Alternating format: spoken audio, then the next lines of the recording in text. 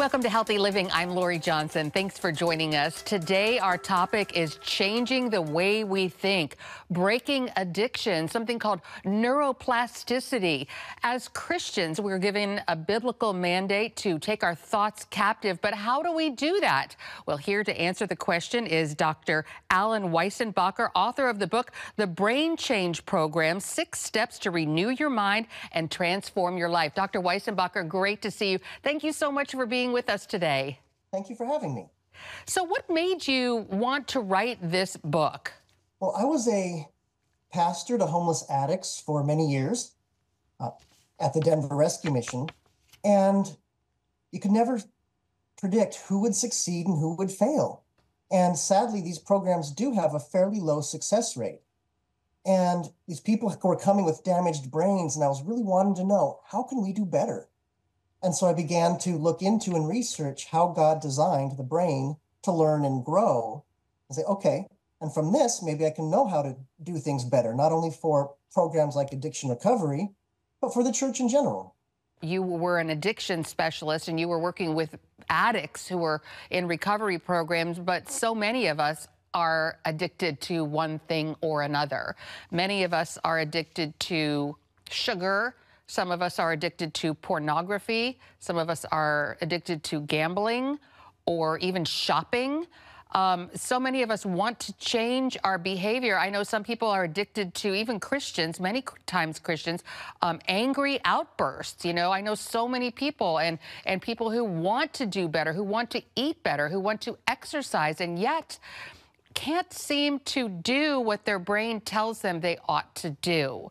So this is something that really, I feel like, plagues us all. And even in the Bible, Paul talks about, you know, I don't do the things that I want to do, and I do the things I don't want to do. And this is something that is so difficult. And to me, that's what you're dealing with here. Am I correct? Very much so. That's really the heart of the matter that I wanted to get at. So the good news, it's kind of a double-edged sword, in my opinion. The good news is we can change. Our brains are pliable. If we start good habits, we're more likely to stay with them. But the opposite is true, too. When you're involved in a bad habit, the more you do it, the harder it is to break. So talk about this idea of neuroplasticity. A lot of times we hear this term, but don't really know what it is. And this is sort of at the heart of the matter, is it not? Yes. It describes how your brain changes throughout your entire life. New brain pathways are always being formed based upon what you choose and what you think about. And the way I would describe it to my addicts in recovery is that their brain consists of superhighways or little paths. The superhighways are those paths that you use the most often, and they've become the strongest. And for a particular individual, that might be anger, that might be lust, that might be alcohol. Whatever they have been doing a lot of, that creates the superhighway. And so whenever life throws you a curveball or you feel stressed, the brain wants to take the biggest highway, and that could be the alcohol. And so it's going to take a lot of work to switch to a little path of sobriety that's unused, small.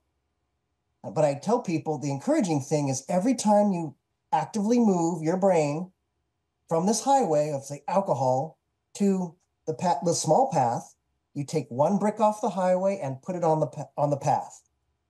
You might need to do this 60 times a minute to start, but every time you move a brick, then you might only have to do it 30 times, then maybe only once every 5 minutes. It gets easier as you do this brain construction project, dismantling the big stuff and building up the small stuff so that it becomes big and the replacement. I really need you to repeat that. It gets easier. The hardest part is starting, and I've seen this in other people's lives, people who are self-disciplined. I know somebody who is extraordinarily self-disciplined. He happens to be a neurosurgeon, and he works out all the time, and he lives this life of the more you are self-controlled, the more self-control you have. Do you believe that? Yes. What he's done is he's taken this self-control pathway in his brain and made it big, wide, and fast. And so that's what the brain wants to take, becomes automatic. And if you do that with the good pathways, then doing good, thinking good things becomes natural and becomes your habit. You talk about addiction in particular, and like I said, I feel like so many of us are addicted to so many different things. We all want to change something and have trouble doing it. When you look at the addicts that you have counseled over the years, what do the winners choose, and what do the people who never break their addictions? What's the difference? At the core of it is to get at what is the root issue that is causing the addiction. Whatever pain, whatever difficulties, whatever worries, anxieties, whatever past experiences or trauma is down deep, that's the root. And then the addiction is the weed, the leaves. You can try to pick the leaves, but it'll still keep growing back. And so really need to bring that deep pain, whatever it is, out into the light for healing. So do that first, work on that healing, and then the habits in the brain. The brain wants to take its path, the big pathways. And as you're getting healed, then to begin to dismantle the automatic behaviors. Forget willpower. Willpower doesn't work. I tell a client, if you're sitting there thinking, must not use alcohol, what are you thinking about? Alcohol. And what pathway in your brain is getting stronger? The alcohol. And so you're making it worse for yourself in the very act of saying, don't do it, don't do it. And so I tell people what you need to do is don't resist using willpower, instead replace. Focus on something good, focus on something beneficial. If you're starting to feel some kind of craving, don't try to must not. Get yourself involved in something good. We would take addicts to Juarez, Mexico to work on building orphanages. People are saying, are you crazy? You're taking addicts to that area? And we never had a problem.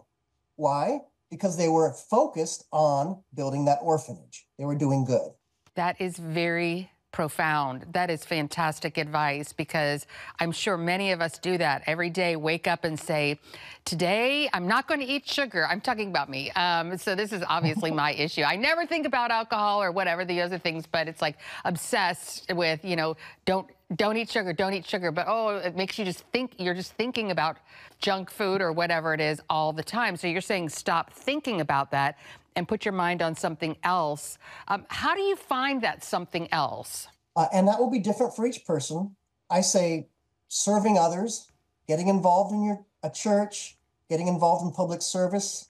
You're doing it with other people alongside of you who are encouraging you. That's a really good thing. Or find a healthy hobby. We've had some people, some former clients took up running, and that was very therapeutic and healing.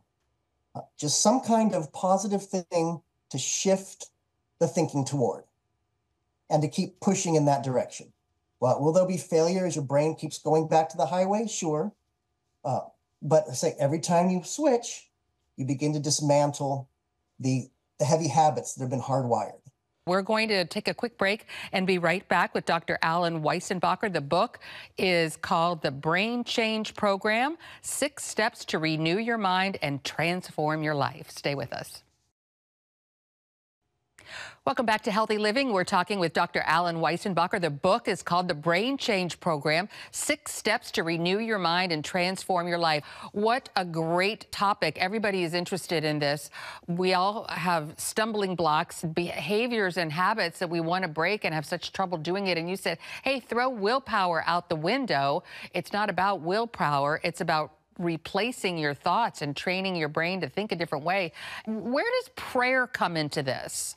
Prayer, what I found is there was a while when I was getting very stressed in prayer, and I realized it's because I just gathered a whole bunch of problems.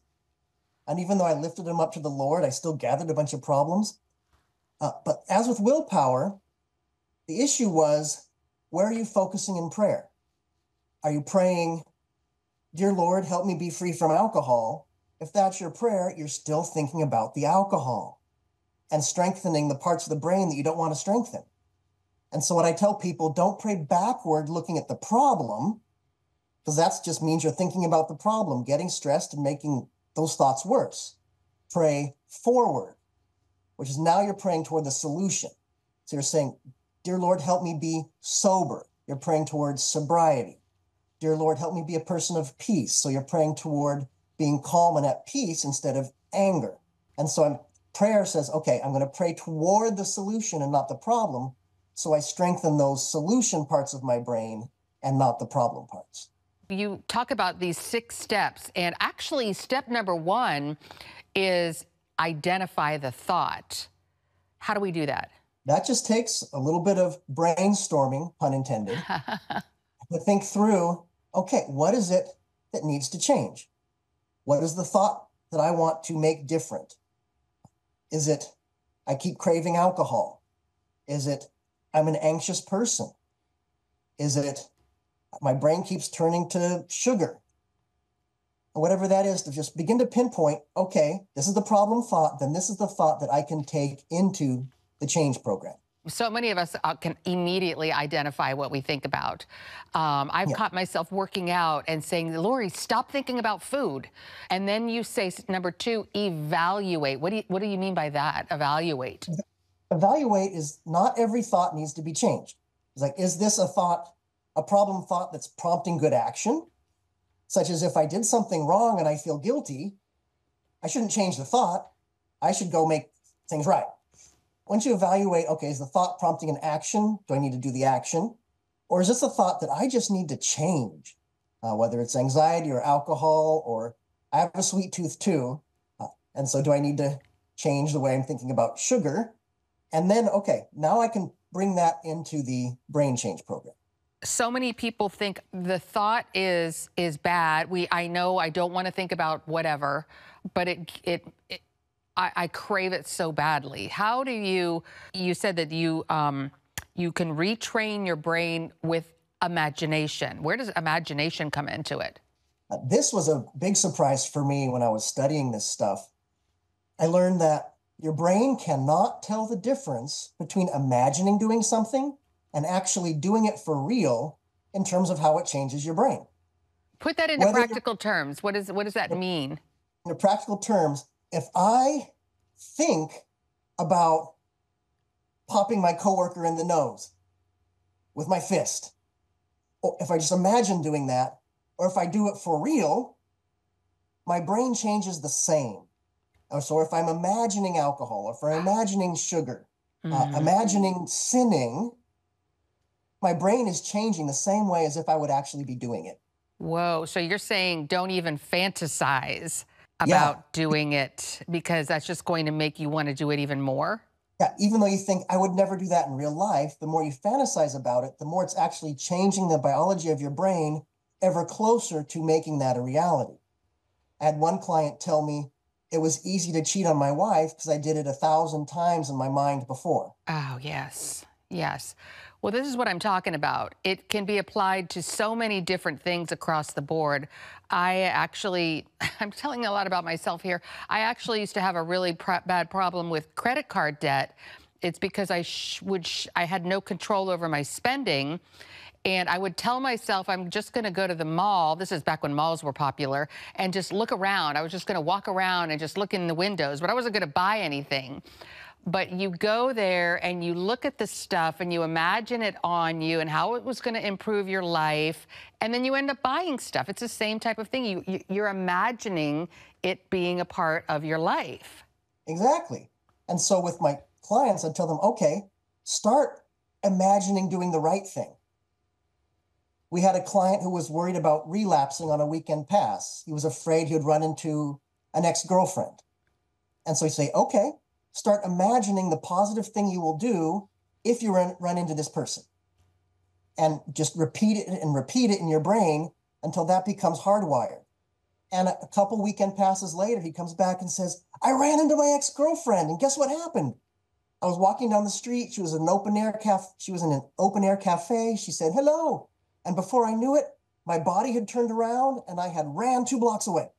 And he said, I didn't even realize that I was doing it, but my brain kicked in with what I trained my imagination to do, and I stayed sober and still sober today.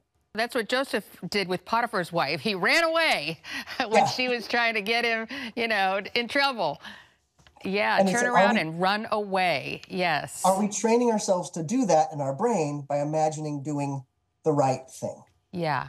We have to keep our minds away from whatever it is that's going to lead down a bad road. This is great information. All right, we're going to take another break and be back with Dr. Alan Weissenbacher. The book is called The Brain Change Program: 6 Steps to Renew Your Mind and Transform Your Life. Welcome back. We're talking with Dr. Alan Weissenbacher, and the book is called The Brain Change Program. So step number 5 is introduce a new element. And this is something you touched on a moment ago, sort of something to replace it with, right? Yes. And I'll bring up the idea of what I call brain knots. If you think of two things, even if they're unrelated, if they are thought of at the same time, they become linked in your brain. A good example of that is if you think of a certain person in anger, say they've hurt you. All of a sudden you wire in your brain this person's face and anger. And so even if you forgive them, you wonder, why am I still feeling so angry? Because that's become wired in your brain. And to break that knot, you need to put in a different emotion, a different kind of thought. And a good example, if we go back to forgiveness, you may have forgiven them, you still feel angry. We'll start praying for them. That puts a totally new emotional element into that mix, and the knot begins to loosen up, and you no longer have the anger and that person's face going together. So that new element breaks these brain knots. That is fantastic. And then the last one is repeat, rehearse, repeat. I'm sensing a theme. Yes. It's not a magic pill. This is a discipline. And your brain does not change overnight. Like I said, you have this big if you have a big highway, it's going to take a lot of construction to shrink it down and build up something good. And so you have to keep repeating it and repeating it. And that removes bricks from one highway and puts it somewhere where you want. And so it's a discipline. To think of it as a discipline, something that's practiced regularly, and then the brain can take those steps to change. And the good news, again, is it gets easier. What if you fall? You will fall, right? You will fail. You'll relapse. There is failure because you're struggling and wrestling with your brain. But what I remind people who fall, who have a crash and burn, so to speak, is if you get right back to doing what is good, you haven't lost the construction that you've already done up here in your brain. If you stay in failure, then you'll start losing all the good work that you've done in your head. If you get right out of your failure and get right back on to doing good, you don't lose a thing that you've done in your brain. So that's the encouragement to get back up on the horse. We're going to take one final break and be right back with Dr. Alan Weissenbacher. The book is called The Brain Change Program: 6 Steps to Renew Your Mind and Transform Your Life. Stay tuned. Welcome back. Continuing our discussion with Dr. Alan Weissenbacher about how to break an addiction. Can you give us a success story that you've seen?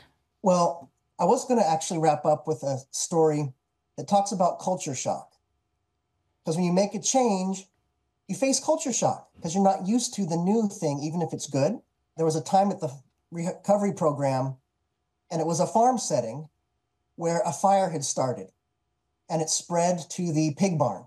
And our clients, they ran in, they rescued the pigs, they pulled them out of this burning barn at risk for their own personal safety.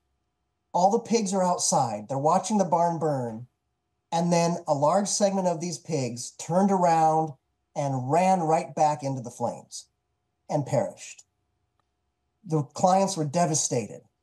They just saved them. Why in the world would someone run back into the flames?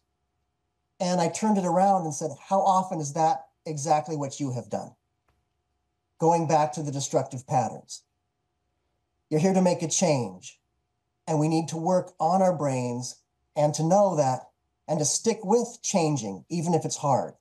To stick with brain wrestling, even if your brain wants to go back to the old, so that none of us go back into the flames of the self-destructive patterns that we used to be in. Well, that is a great illustration. Pigs are dumb, but people, And we what, act like and that what, sometimes too. Go right back into it. It's hard. We are very weak at times, but can be very strong, and that's the whole point of your book. Where can people get the book and also find out more about you?